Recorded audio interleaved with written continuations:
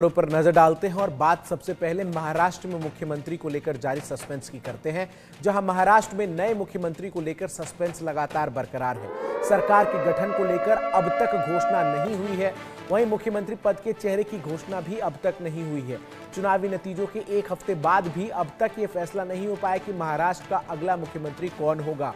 महायुति के नेताओं की जो बैठक होनी थी वो बैठक इसलिए टल गई क्योंकि केयरटेकर मुख्यमंत्री एकनाथ शिंदे अचानक अपने गांव सतारा चले गए। एकनाथ शिंदे की नाराजगी अब जो है वो खुलकर सामने आ चुकी है। दिल्ली में अमित शाह के साथ महायुति के शीर्ष नेताओं की बैठक हुई। उस बैठक से जो तस्वीरें सामने आई, उन तस्वीरों से वो मैसेज तो क्लियर हो गया कि बीजेपी आलाकमान ये चाहता है कि महाराष्ट्र में मुख्यमंत्री जो है वो बीजेपी का हो।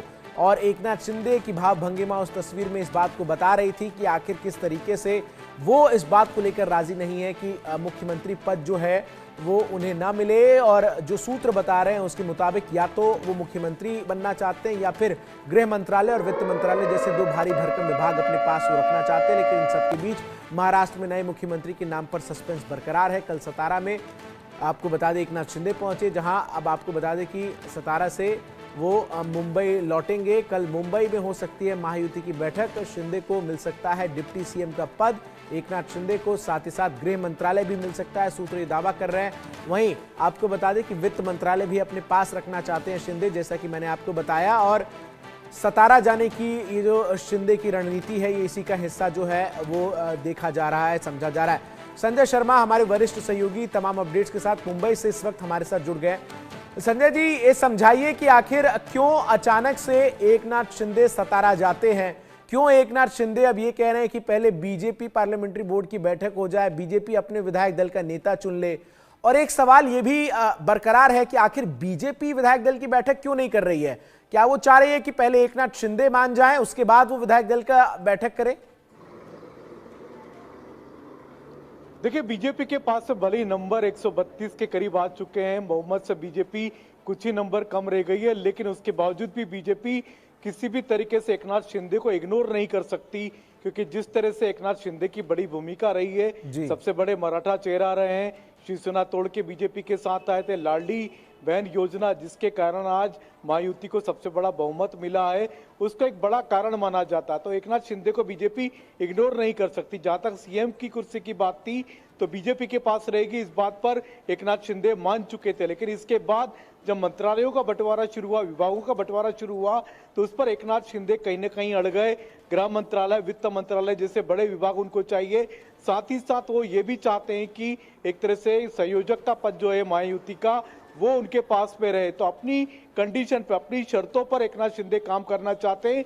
और अब ये भी सुनने में आ रहा है कि विधानसभा स्पीकर यानी स्पीकर का पद भी एकनाथ शिंदे खुद अपने पास रखना चाहते हैं। तो देखना होगा कि बीजेपी कितना एकनाथ शिंदे के दबाव के सामने झुकती है, क्योंकि एकनाथ शिंदे पूरी तरह से अब प्रेशर पॉलिटिक्स कर रहे हैं।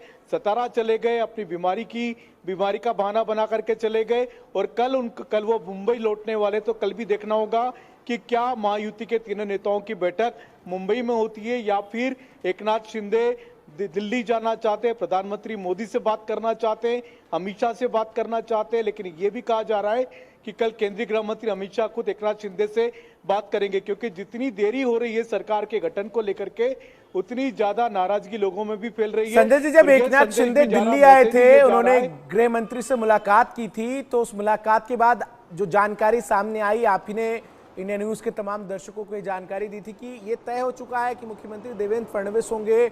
विभागों के बंटवारे को लेकर अमित शाह ने क्लियर कर दिया था कि आप तीनों जो शीर्ष नेता हैं महायुति के अलग अलग दलों के, वो आपस में बैठकर विचार विमर्श कर लीजिए। अब एक तरफ अजीत पवार है, जो कि पिछली बार वित्त मंत्रालय उनके पास था, और अजीत पवार का रुख स्पष्ट है कि मैं उप मुख्यमंत्री से संतुष्ट हूं और वो फाइनेंस मिनिस्ट्री पिछली बार की तरह ही जो है वो रिटेन करना चाहते हैं। एकनाथ शिंदे जब अब गृह मंत्रालय और फाइनेंस मिनिस्ट्री दोनों की बात करते हुए नजर आते हैं, तो क्या वर्तमान परिस्थिति में ये वाकई संभव है? और इस बात को क्या नजरअंदाज किया जा सकता है कि एकनाथ शिंदे के बिना भी जो है वो बीजेपी सरकार बना सकती है? अगर बीजेपी चाहे तो वो सीधा जो अजीत पवार का खेमा है उसके साथ मिलकर भी सरकार बना सकती है। तो बार्गेनिंग के पोजीशन में क्या वाकई एकनाथ शिंदे हैं या नहीं, ये मैं आपसे समझना चाहता हूं। देखिए, एकनाथ शिंदे के पास में इसकी स्थिति बिल्कुल क्लियर स्पष्ट है कि जो भी बार्गेनिंग कर सकते हैं वो 2-3 दिन में कर सकते हैं, जब तक सरकार का गठन नहीं हो जाता। सरकार के गठन के बाद में एकनाथ शिंदे किसी भी तरीके से बार्गेनिंग की स्थिति में नहीं रहेंगे। तो 2-3 दिन जो एकनाथ शिंदे जो समय ले रहे हैं वो बार्गेनिंग का ले रहे हैं, जबरदस्त प्रेशर बना रहे हैं बीजेपी पर कि जो भी चीज उनको जितनी भी मिल सके उसको लेकर के वो काम कर रहे हैं। लेकिन अगर एकनाथ शिंदे की बात बीजेपी भी चाहती कि 1-2 दिन एकनाथ शिंदे को दे दिए जाएं ताकि वो खुद मान जाए तो ठीक है, वरना बीजेपी के पास नंबर का अपना जुगाड़ है ऑलरेडी। 132 बीजेपी के खुद के विधायक हैं, अजीत पवार का उनको खुला समर्थन है, जिनके 41 विधायक हैं। बिल्कुल, तो नंबर बीजेपी की भी इस बात को कतई समझती दिक्कत है नहीं है कि एकनाथ शिंदे को बिना भी छोड़कर सरकार जो मैसेज है वो गलत जाएगा, और शायद यही बड़ी वजह है कि अभी भी बीजेपी एकनाथ शिंदे को मनाने में लगातार लगी हुई है। बहुत बहुत शुक्रिया संजय जी आपका हमारे साथ जुड़कर तमाम अपडेट्स दर्शकों तक पहुंचाने के लिए।